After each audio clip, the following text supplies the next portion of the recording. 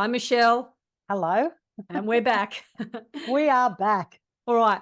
So this week we're going to talk about questions, but questions to ask your manager in a one-on-one. So your direct leader or manager. And a lot of us hear this term, managing up. And it really is a skill to be able to get the most out of your relationship with the person who is setting expectations. Perhaps they're have input into your next promotion and role and things like that. So it really is important to get a clear understanding of what they expect, what their world is like, and how they operate. Yeah, I was talking to someone just today actually who is about to have their performance conversation.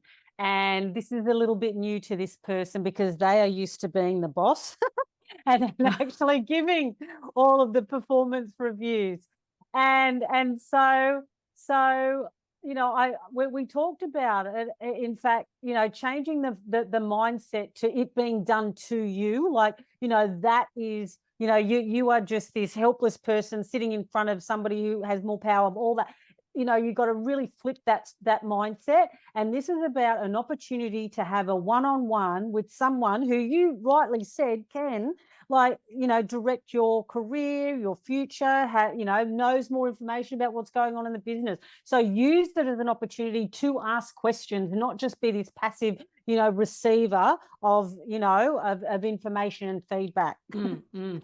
That's very timely. And that's in any conversation in a way, isn't Yes. it? Like we often talk about the power of one-on-ones. When Hmm. individual contributors can be really proactive in their one-on-ones, it can be a really effective coaching conversation, performance conversation. There are so many elements And to it's it. another way to show your manager that you're switched on Mm, and that you are a good performer, mm, because quite often we actually want our work to speak for us. mm. And quite often they don't get to see the level of the detail and the care and the quality that you put into it. So this is a real opportunity for you to actually showcase your skills, capabilities. Yeah, through your questions. Yeah. Okay, so let's get on to them. So the first question that you can ask your manager in a one-on-one is, what are your key priorities at the moment? Because what you're Mm. doing is you're actually inviting them to share with you where their strategic focus is. Now, after they talk about it, then I would add, and so what do you think I can support you with? Great. Now, the important thing about this is, and I know it seems really basic, but when you're asking a question, you don't want double barrel questions. You want to ask a question, get a fulsome response, and then if there's any detail that you want to explore, then you ask a secondary question. I just find, especially if you're an extrovert, you tend to layer your questions and then you really dilute the impact of those questions and possibly the quality of the response that someone can give you. Great. I love that. So another question is all about getting their perspective on what they see as your priorities. But what you don't want to do is actually hand it over to them and say, okay, so what do you think my key priorities should be? It's more about, are there key priorities that I should be focusing on that I'm not at the moment? Because I see my key priorities as being X, Y, and Z. Are there other key priorities or pain points for the business that I should be focusing on that I'm not focusing on? So you really want to be mindful that you don't want to, give your manager more work Mm, to answer, because she's mm, got enough on her plate, mm, or mm. he has. Yeah. And so the next question is around communication. Now, again, these are options for you. Now, you might have regular one-on-ones with your manager, so some of these questions aren't going to be appropriate. It might be a new manager, or it might be the beginning of the year, or a different cycle, or a project. So again, Mm, I want you to think about, the intention of these questions. So this one is about, how do you think it's that we can best communicate, or what's the best way that I can communicate with you? Meaning, do you need a little bit more updates? Do you like more detail? Is there anything that I can do to give you a sense of certainty about projects and progress? So again, give them a little bit of leeway and I suppose direction about what you mean in mm, order to communicate best, like mm. how we're going to communicate really effectively together. Love it. Love it, love it, love it. Because if you don't ask, you won't know. You'll make assumptions, and they may be big picture, you may be detail, and they think, oh, this person's not very strategic. They're always, mired in the detail, and or vice versa. Mm, So great question. mm, So the next one we had a little bit of back and forth about, which is all about this idea of trust. And what we do know for sure that really high functioning teams, high functioning relationships have a foundation of trust. So to that extent, that's why this is such an important sort of conversation to have. You know, however, it's, how do you bring up this issue of trust? Do you ask your manager, so do you trust me? Or, how do I earn your trust? Or how do we have a more trusting relationship? But what you could do is actually lead in with this idea of, I really want to strengthen my relationship with you as my manager, and with other people in the that I work with, my colleagues.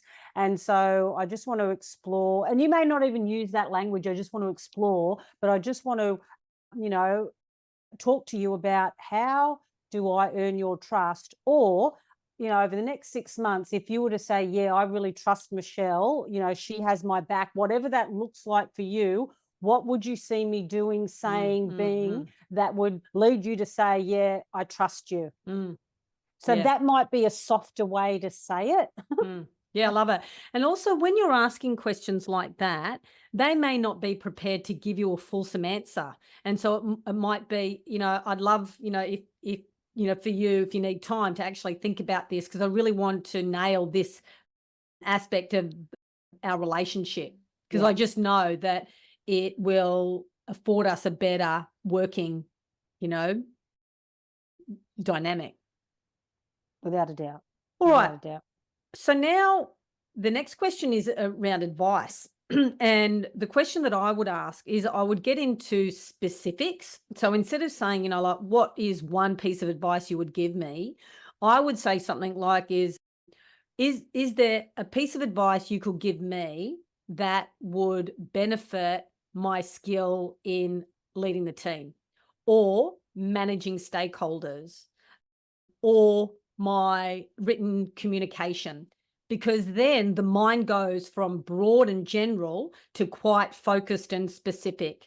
And when you ask a specific question, the brain kind of knows how to deal with that, because it doesn't like ambiguity, and it'll pick biased responses. So the more specific you can be with your question, or more focused, it enables the deliverer to give you a quality response. Oh, without a doubt. You want to make this very targeted, Mm, because when you have a target and you hit that target, you know what direction to go in. It's as simple as that.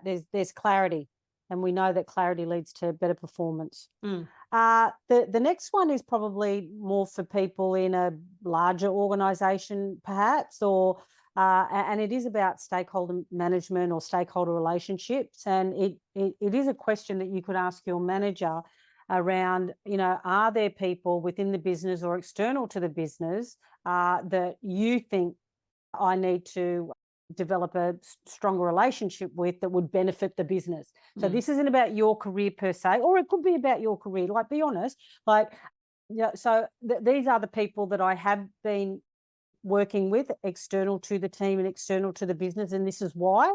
Are there other people, external to the team and the business, that you think would benefit the team, or our business, if I work more closely with? Mm. And so again, you're on the front foot saying, this is what I'm already doing, but do you have anything to add to that? Mm. And as we know, Michelle, when we look at high performing individuals, they're proactive. Mm, They actually do what they say they're going to do, and then they look forward. mm. All right, the next question is, who do you rate as a top performer in the business, and why? Because what, again, you're doing is you're getting an understanding of the criteria of success from that person. So is it about their technical competency, around their communication style, their relationship management? And again, you really want to listen. And then based on that response, sometimes then you can self-reflect. And so, well, where am I in relationship to that? Being obviously authentic in the way in which you express it, but you're actually gaining a criteria for success. Mm, I love that. in many organizations we've worked with, they use the LSI. So, and what it does, it's 360 feedback. And there are some people who have extraordinary, positive, cooperative profiles. And, I've always thought, wouldn't it be good to share those with the rest of the organization to highlight, this is what good looks like. This is what their peers think of them. And this is why, to really showcase that good performance. So, yes, I think that's very worthwhile. Okay, the next one is around this issue of conflict. And, again, you could ask for advice from your manager if you rate your manager as being someone who is experienced, well-rounded, wise, all that sort of stuff.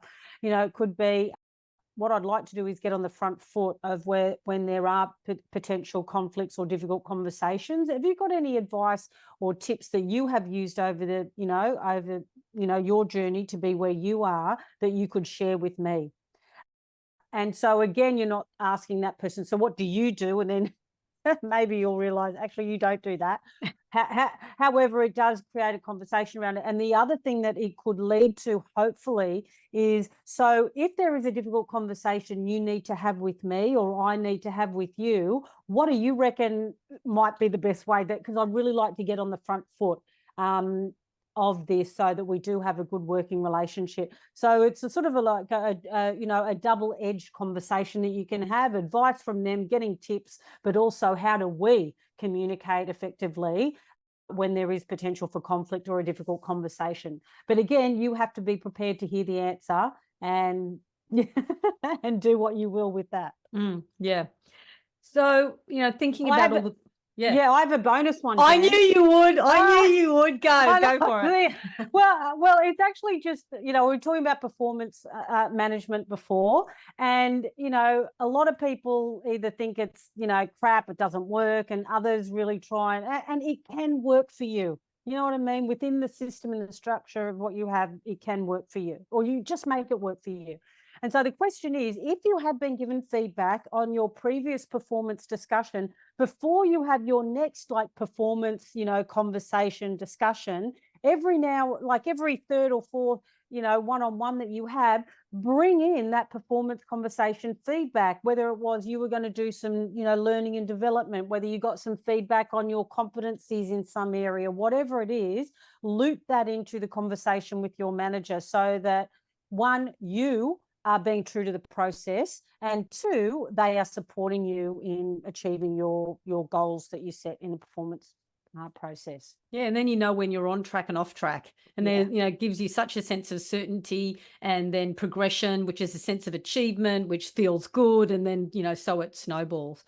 Okay, Michelle, that was enjoyable.